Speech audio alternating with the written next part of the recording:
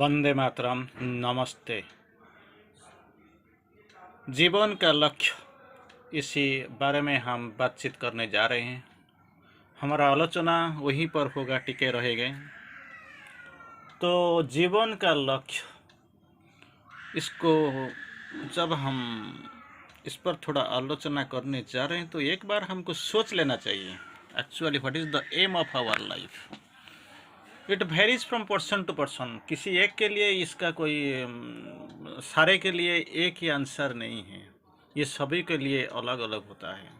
कोई डॉक्टर बनेगा, कोई इंजीनियर बनेगा, कोई लेक्चरर बनेगा, कोई वकील बनेगा, कोई आईएएस ऑफिसर बनेगा, कुछ कोई बिजनेसमैन व्यवसायी बनेगा। तो आंसर वेरीज, अलग अलग है। लेकिन सो फार स्पिरिचुअलिज्म इज कंसर्न, एक ही बात है जो श्री अरबिंदो बताते हैं कि truth and nothing but truth is the aim. केवल सत्य, only truth, no other go. और कुछ भी नहीं चाहिए, only truth. Truth and nothing but the truth, सत्य, सर्वोत्तम सत्य।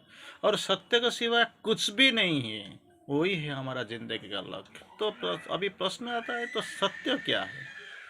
हम जो जानते हैं सत्य, हम जो दिखते हैं सत्य, हम जो उसको जिसको जो हमको बताया जाता है वो सत्य, जो हम पढ़ते हैं वही सत्य नहीं। वो सत्य नहीं। इट इज़ वो आंशिक सत्य, असत्य। It is a partial truth.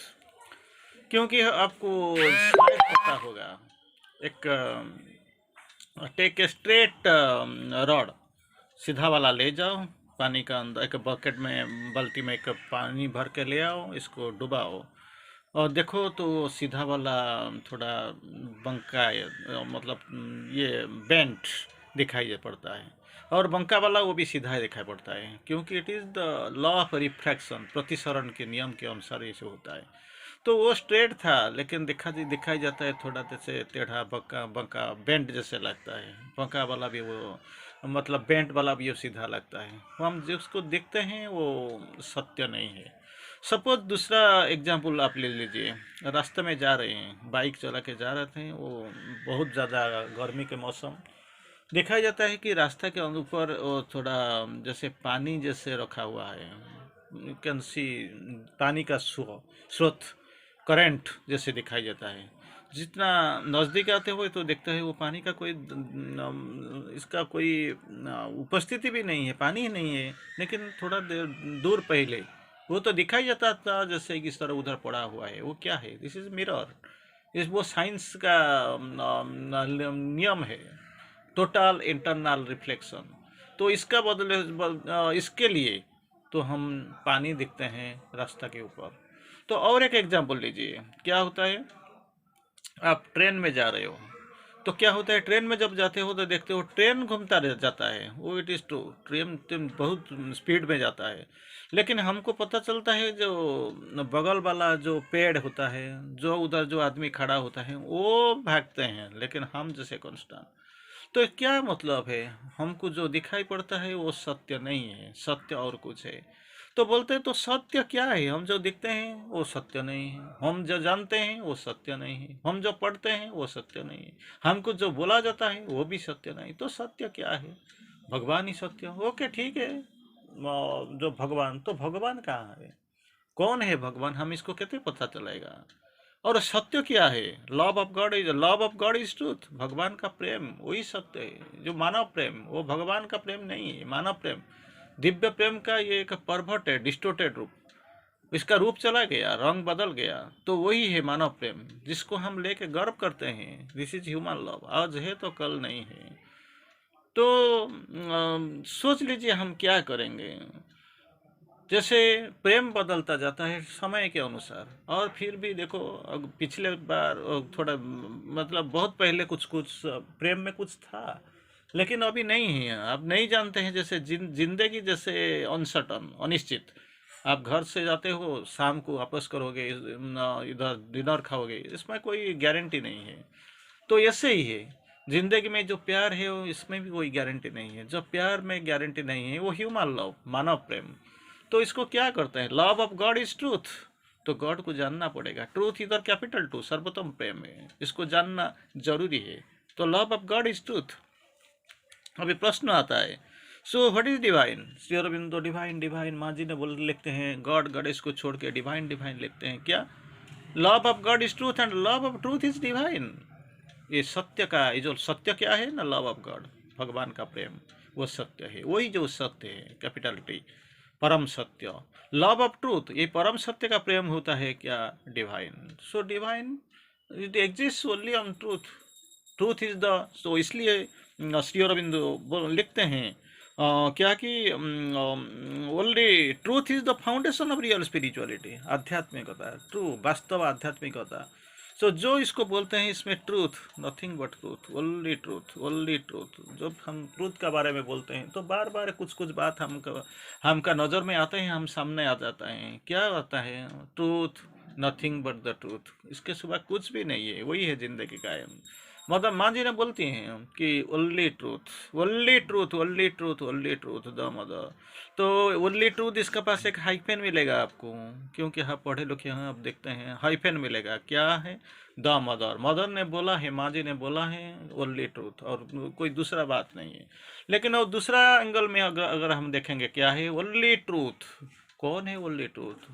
Hyphen the mother. माँ की छोड़ शोभा सिवा कोई भी सत्य नहीं है। ओनली ट्रूथ, एकमात्र सत्य है माँ जी।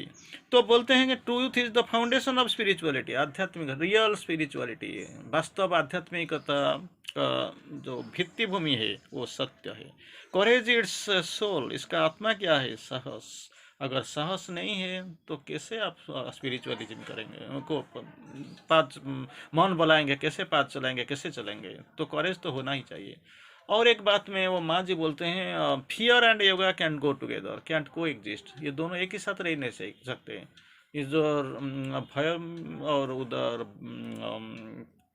योगा, सो दोनों एक ही साथ नहीं रह सकते हैं। ये दोनों एक ही साथ आएंगे नहीं, रुकेंगे नहीं, एक ही जगह में खड़ा, एक ही स्थान में खड़ा भी नहीं होंगे। Truth and fear cantt go together, एक ही साथ नहीं जाएंगे, कैंट को एग्जिस्ट, एक ही साथ रह नहीं सकते।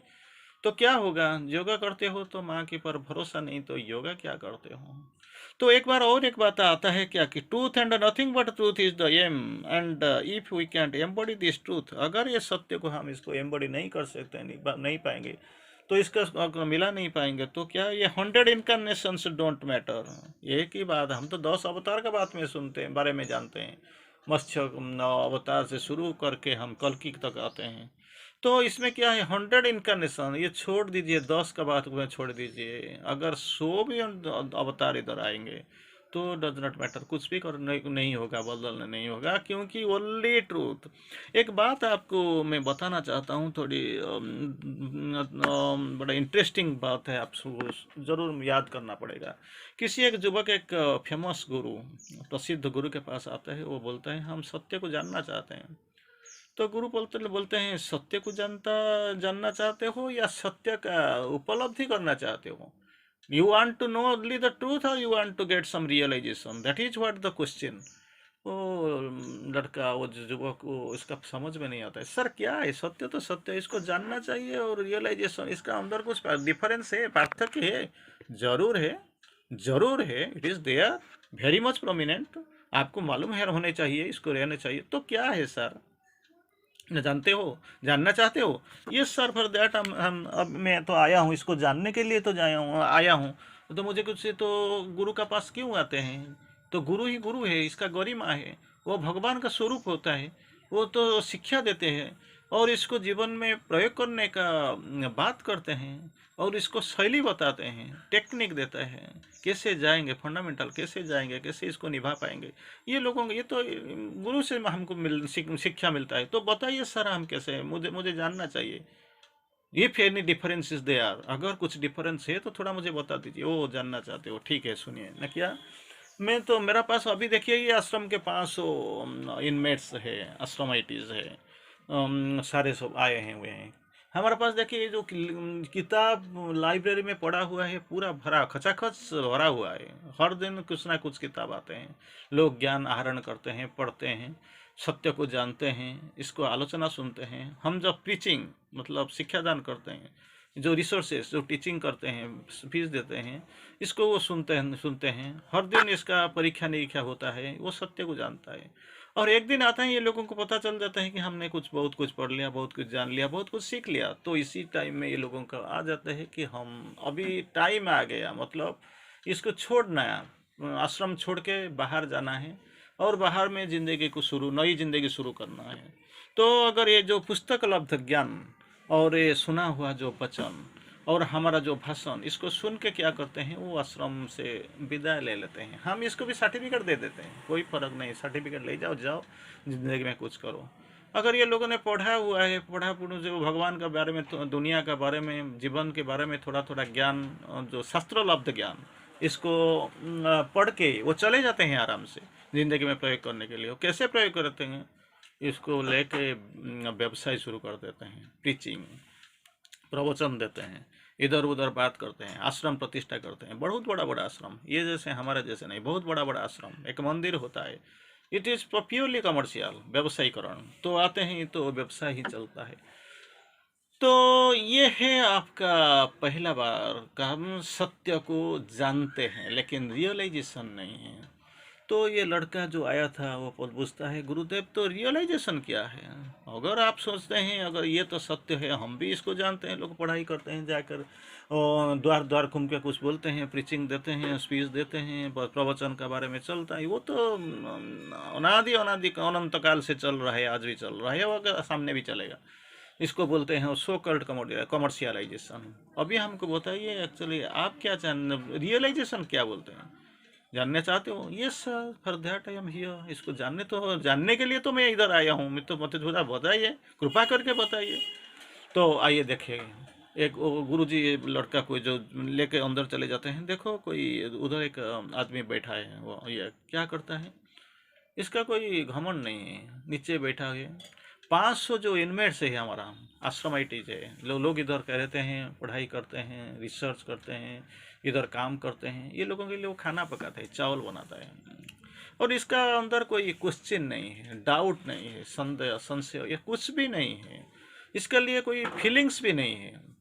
मैं बड़ा हूँ, मैं छोटा हूँ, कोई पढ़ता है, मैं कोई नहीं पढ़ता हूँ, वो लोग जाकर कुछ ज्ञान आहरण करते हैं, लेकिन मैं उधर खाना पकाते हूँ, इसका कोई नहीं है, इसका कुछ डिस्टिंक्शन नहीं है, पार्थक्य नहीं है, कुछ क्वेश्चन नहीं है जिंदगी में, इसका कोई मतलब इसका कोई अनुशोचना भी नहीं है। तो क्या होता है, हमको लगता है, मैं जानता हूँ इसका ट्रू रियलाइजेशन है, वो किसी का पास कुछ नहीं जाता है, वो किसी को वो दिखाना नहीं चाहता है कि मैं क्या जानता हूँ, मेरा रियलाइजेशन क्या है, मैं जो रियलाइजेशन वो क्या है, मैं कब तक साधना में अग्रगति कर चुका हूँ, मैं कितना आगे चला गया हूँ, उसका कोई घमंड नहीं है, कुछ बताना नहीं चाहता है। सिंपली वो इज इंट्रोवर्ट, अपना अंदर में साधना करता है। लेकिन ये पीपल जो 500 लोग को हम देखते हैं, वो सारे extrovert, this man is introvert, वो अंदर में जाते हैं, घुसाए। और इंट्रोवर्ट बन जाने से क्या होता है कि अपना के अंदर जो आत्मा है, चैत्य सत्ता है, इसका साथ इसका कांटेक्ट है,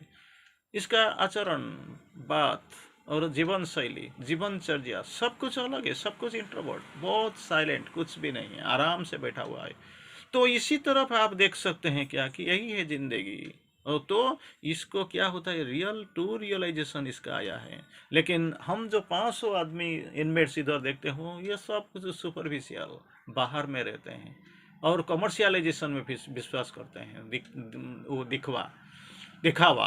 तो ये जो लड़का जो इधर बैठा हुआ है, इसका रियलाइजेशन आया है। देखो इसका आचरण देखो, बात करने का शैली देखो, बैठने का तरीका देखो, जिंदगी जीने का तरीका देखो, एक दो बार दिन रुक जाओ और देखो, इसको ऑब्जर्व करो, ये टोटली इंट्रोवर्ट।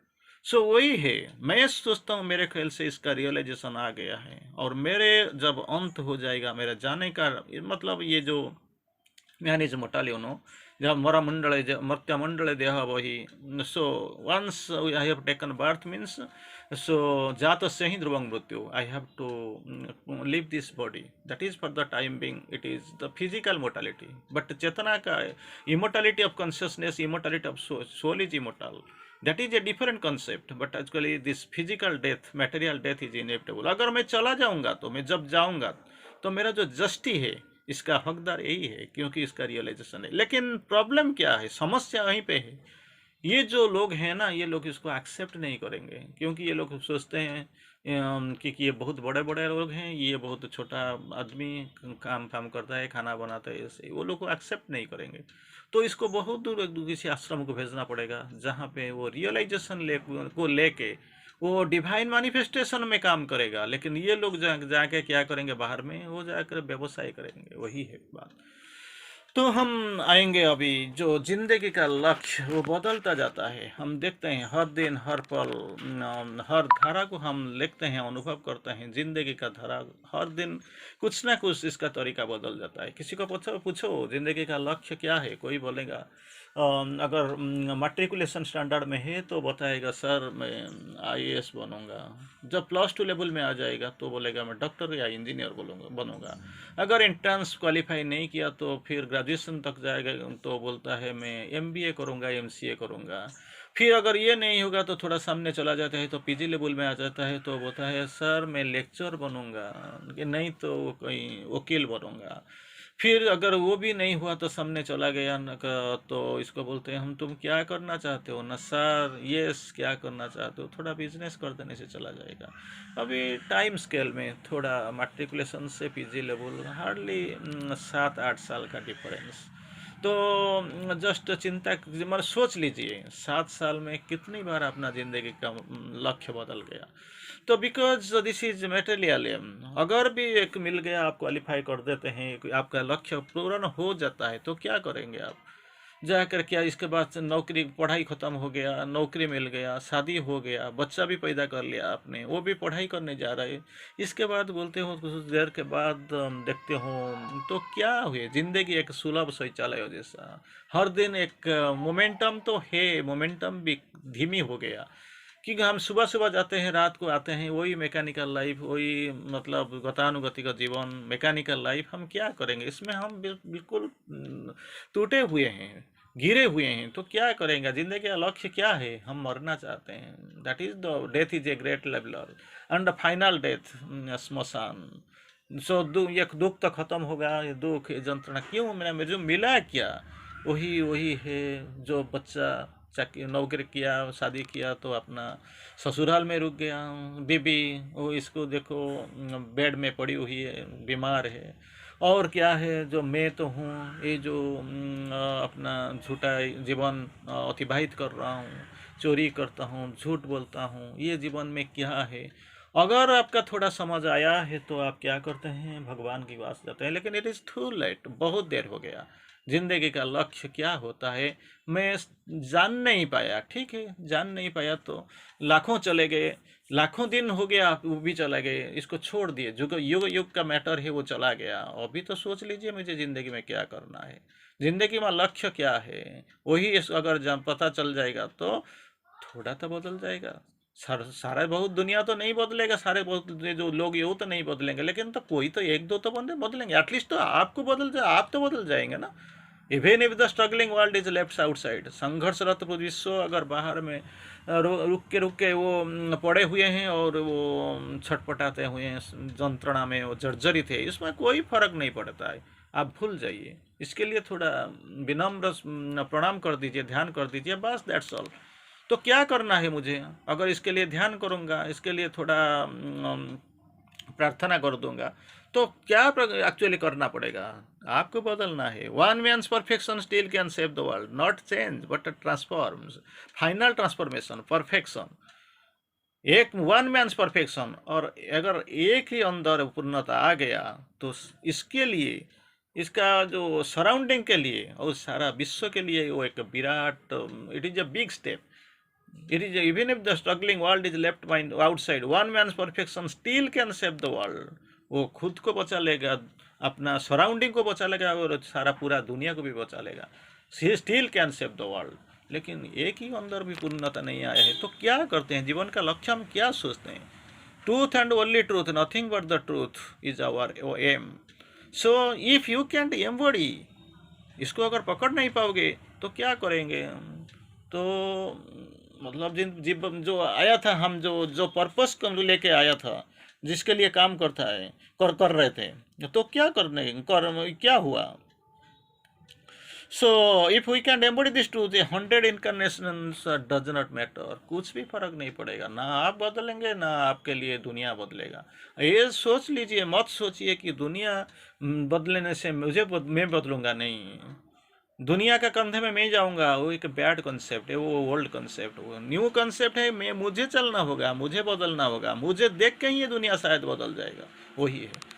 तो हम आपके अभी ये भी दूसरा बात हम सोचते हैं, the only aim, what is the only aim? The only aim is divine so far spiritual life is concern, and the path is integral yoga. You want your aim, आपका लक्ष्य क्या है? ओनली द डिवाइन, सही पर वही परम्परा पर जिसके लिए आप धावित हो रहे हैं। इसी बार नहीं, जन्म जन्म से आप आते हैं, अभी भी आते हैं, या इधर खड़े होके प्रेयर करते हैं, मेडिटेशन करते हैं, एस्पायर करते हैं, ओपन करते हैं, और इसके बाद फिर भी जाएगा। किसी कितना जन्म जाएगा, कहाँ पे ख़त्म होगा ये मालूम नहीं है, लेकिन आपको जाना ही पड़ेगा। तो आपको ये एग्जाम्पल याद होगा, जब गुरु बुद्धदेव बैठे हुए हैं इसके शिष्य के साथ, दो आदमी आते हैं, बोलते हैं सर हमको कब ये मोक्ष मिलेगा? तो बोलते हैं वो मुख्य चाहिए हो? नहीं नहीं, वो देखो वो इमली का पेड़ पड़ा हुए वहाँ, इसमें कितना ये है, देखो पत्ते कितना है, लीव्स कितना है, देखो गिनो, वो तो लाखों से ज़्यादा होगा।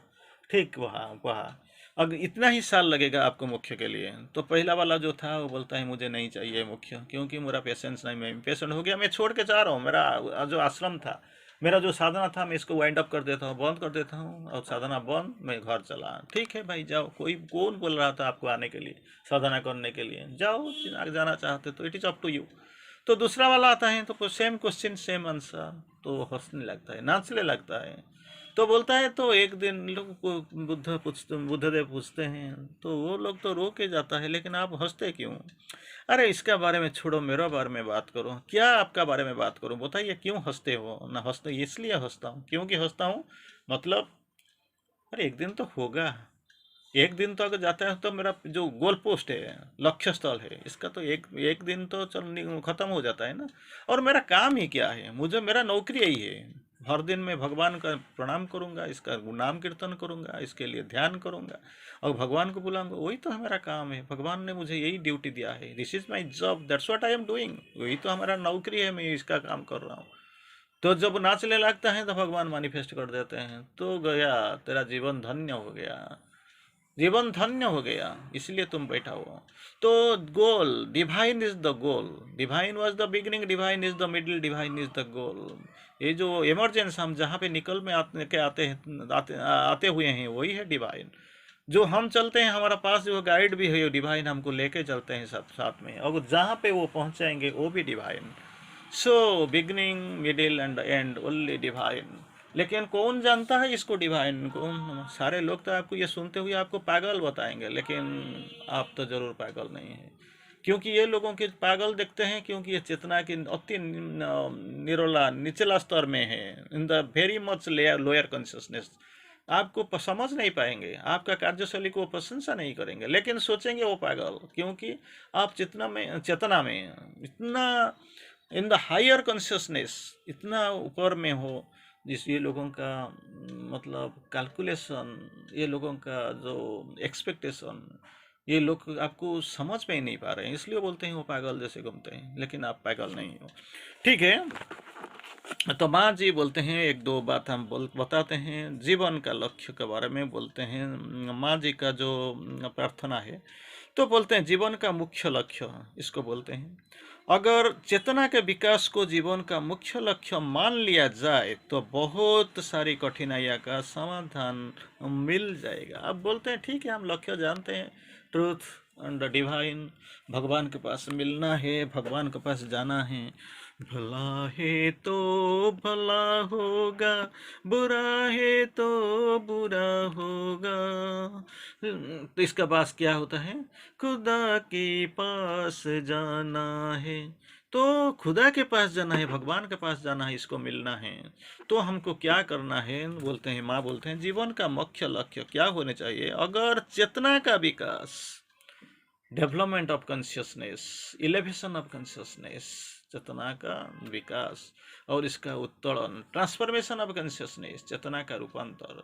इधर माँ एक ही बात बोलते हैं, चेतना का विकास को जीवन का मुख्य लक्ष्य, the chief aim of life is the development of your consciousness. तो अगर इसको मान लिया जाए तो क्या करना है, तो बहुत सारी कठिनाइयाँ, much more difficulties will be solved. ये डिफिकल्टी नहीं कि इसको ऑब्स्टेकल नहीं बन के नहीं आएगा, मे बी आपका पास वो हडल बन के आ सकता है, लेकिन ज़रूर ये मान लीजिए कभी भी ये कठिनाइयाँ आपके लिए हडल, ये ऑब्स्टेकल बन के नहीं आएगा। ऑब्स्टेकल यू कैंट क्रॉस, आप इसको अतिक्रम कर नहीं सकते, लेकिन हडल्स यू कैन क्रॉस। अगर हडल नहीं आएगा तो ज़िंदगी का प्रगति नहीं होगा। हडल का ज़रूरत है, इसको लेके आप आगे जाएंगे। लेकिन अगर एक बार आपका हडल अगर ऑब्स्टेकल बन जाए तो गया, आप नहीं जा सकते हैं, इसको ओवरकम नहीं कर सकते हैं, इसको ओवरपास नहीं कर सकते, इसका पर विजय नहीं कर सकते। तो ऐसे मान लीजिए आपको इतना कठिन सा क्वेश्चन नहीं मिलेगा एग्जाम हॉल में जिसको आप सॉल्व नहीं कर सकते हैं। कोई अगर सॉल्व नहीं कर सकता तो ये क्वेश्चन क्या क्वेश्चन है तो आपको देंगे, आप सोच लीजिए कोई पढ़ा नहीं, तो इसके लिए तो कठिनाइयाँ जी, ये सब एक ही बात है, वो तो कुछ जानता ही नहीं, जो भी दो उसको पढ़ा ही नहीं। तो आपको एक एग्जाम्पल देता हूँ, एक डॉक्टर की आँखी डॉक्टर के पास आई स्पेशलिस्ट का सामने कोई एक बैठा हुआ है, इसको बोलता है तुम पढ़ो, ये जो लेटर दिखाते हैं इसको पढ़ते हो नहीं, थोड़ा बड़ा वाला दिखाओ, इसको पढ़ पाते हो नहीं, और थोड़ा बड़ा वाला इसको पढ़ो नहीं, और एक देखो जैसे वो एक ये फुटबॉल जैसा एक लेटर रख लेता है, इसको पढ़ो नहीं, पढ़ता नहीं, पढ़ा नहीं, मैं नहीं पढ़ नहीं पाता हूँ। तो इसके अंदर डॉक्टर अभी बहुत टेंशन में है, ऐसे ही तो आखिर इनका कुछ प्रॉब्लम तो हो ही नहीं सकता, ये कैसे ये प्रॉब्लम आ गया इसका पास। तो बोलते हैं इसका इमीडिएटली आता है ये लोगों का बीबी आ जाता है, अरे भाई इधर क्या करते हो, मुझे लेकर मेडिकल में छोड़ दिया, मैं गायनिंग स्पेशलिस्ट के पास गया था, तुम इधर तक घूम रहा था, अभी आप क्या कर रहे हैं इधर। तो डॉक्टर इसको वो इसका अंदर टेंशन आ गया, शायद बीबी कुछ बोलेगा, इधर उधर बोलेगा। तो डॉक्टर बोलते हैं देखिए हम इसको बोलते हैं पढ़ने के लिए, इतना छोटा सा लेटर से अभी फुटबॉल तक लेटर में आ गया, लेकिन वो पढ़ नहीं पाते हैं। तो इसका बीबी हंसते हैं, आप नहीं जानते, हंसते हो भाई क्यों दीदी, ये हंसते हो क्यों, ये तो पढ़ नहीं पाता है, इसको पढ़ना ही नहीं आता है तो पढ़ेगा कैसे। डॉक्टर इज नाउ थिंकिंग, अरे that aspect is also there, I have not understood. मैं पढ़ाई किया तो मटेरियल लाइफ में आ गया, कुछ रोजगार का पंथा मुझे मिल गया, समाधान मिल गया, लेकिन मुझे ये छोटा सा ज्ञान नहीं है, इसको पढ़ना ही नहीं आता है। तो फुटबॉल क्या, सारा विश्व जैसे एक लेटर ला के इसका सामने रख दूं तो अभी पढ़ नहीं पाएगा। तो इसलिए माँ बोलते हैं, अगर को बोलते हैं चेतना का विकास, development of your consciousness, elevation of your consciousness, transformation of your consciousness, triple transformation, so many words आपको मिलता है। हम जब पढ़ते हैं लाइफ डिवाइन सावित्री, इसमें बहुत बड़ा बड़ा चीज़ आता है, लेकिन हम इधर थोड़ा तो बात करते हैं, ये हमारा तो जीवन का लक्ष्य में बारे में हम पढ़ते हैं। तो बोलते हैं चेतना का विकास अगर जीवन का मुख्य लक्ष्य मान लिया जाए तो क्या होता है, तो बहुत सारे कठिनाइयाँ का समाधान हो जाएगा। It is true, it is true. For that actually क्या करना पड़ेगा, अभी क्या मुझे करना पड़ेगा, जो मेथड्स आर डिफरेंट, ध्यान करते हैं, काम करते हैं, और प्रार्थना करते हैं। भगवान माँ जी ने बोलते हैं ध्यान करके, बड़ा बड़ा इंटरेस्टिंग बात है। तो क्या बोलते हैं, ध्यान करके तुम प्रगति कर सकते हो, meditation is helpful, you can develop, you can progress. लेकिन इसको छोड़ के और कुछ बड़ा बात है क्या, लेकिन कार्य द्वारा अगर उसे सच्चे भाव में किया जाए, विथ ट्रू एटीट्यूड, वर्क इसको अगर कर सकते हो तो क्या होता है, इसके 10 गुनी प्रगति होगा, 10 times you will be benefited, 10 times. Work done in true spirit is meditation, ध्यान। अभी हम क्या करते हैं, अभी कैंडल जला देते हैं, धूप जला देते हैं, बैठ के 1 घंटे पर ध्यान करते हैं, okay it has got its value. But माँ जी बोलते हैं अगर कार्य को सही सच्चे भाव में किया जाए, विथ ट्रू एटीट्यूड, देन क्या होगा, 10 गुनी प्रगति होगा। एक ही मंदिर में काम चल रहा है, कोई एक जाता जाके पूछता है एक लोग आदमी को, क्या करते हो भाई? कुछ तो काम फाम नहीं मिलता है, इसमें बैठ जाता हूँ, कर देता हूँ, घर के पास चलता है। दूसरा लाख लोग आदमी को पूछते हैं, भाई क्या करते हो? ना भाई ये तो सब कुछ ले लेते हैं, सब कुछ खो जाते हैं, हमको थोड़ा थोड़ा देते हैं, हम तो अभी तो घर को छोड़ के नहीं जा सकते, बूढ़े हो गए, तो इसी में थोड़ा काम कर लेते हैं। तीसरा आदमी को बोलते हो, भाई क्या करते हो? ना भगवान का काम कर चल रहा है, इसमें हमारा सहयोग क्या ज़रूरत है, हम थोड़ा भगवान का काम मान के हम इसको कर लेते हैं। एक ही काम, एक ही गांव का ऑलमोस्ट इक्विवेलेंट एजुकेशन, लेकिन तीनों का चिंताधारा में बहुत कुछ पार्थक्य है। तो वही है, work done in contact is meditation. भगवान के साथ उसके साथ संजोग हो जाओ, in contact with the divine, that is the meditation. Work done in true spirit, जो भी करते हो करो, लेकिन मनोभाव आपका क्या, सच्चे भाव से किया करो। अगर ये दोनों मिल गया, सच्चे भाव से कांटेक्ट होकर मिल गया, काम करते हो तो काम किया जाए, तो ध्यान से 10 गुनी प्रगति हो सकता है। 10 times, not once or twice, 10 times you will get the result. And for the work in integral yoga, पूर्ण योग में वर्क को बहुत ज़्यादा इम्पोर्टेंस दिया जाता है। वर्क क्या होता है? It is some sort of work is necessary for the proper balance of body. जरूर करना है इंटीग्रल योगा, लाइक गीता जैसे इंटीग्रल योग में कार्य का बहुत सारा इम्पोर्टेंस मिलता है, कर्म योग। लेकिन वही पूर्ण योग, सारे योग का जब खत्म हो जाता है, पूर्ण योग वहाँ से शुरू होता है। It is a interesting thing. I think, मुझे लगता है आपको जरूर कुछ ना कुछ इसमें सुराग मिलेगा। जब हमारा पास आप लोग पढ़ते हैं तो सावित्री लाइफ डिवाइन हर दिन पढ़ते हैं, और आपके पास इंग्लिश हिंदी सारे आते हैं, उड़िया भी आता है, बहुत कुछ आते हैं, thousands of talks you have hard. मुझे लगता है ये आपके लिए, ये जो शुरुआत हमने किया है, ये आपके लिए बहुत फलप्रद होगा। It will be fruitful, there is no doubt of it. इसमें निस्संदेह आपको अपना रास्ते में, जो इसी रास्ते में राहों में आप निकल हुए हैं, पुण्य जो किया राहों में, जरूर फलप्रद होगा। It will be helpful, it will be a big guide. Thank you. वंदे मातरम। नमस्कार।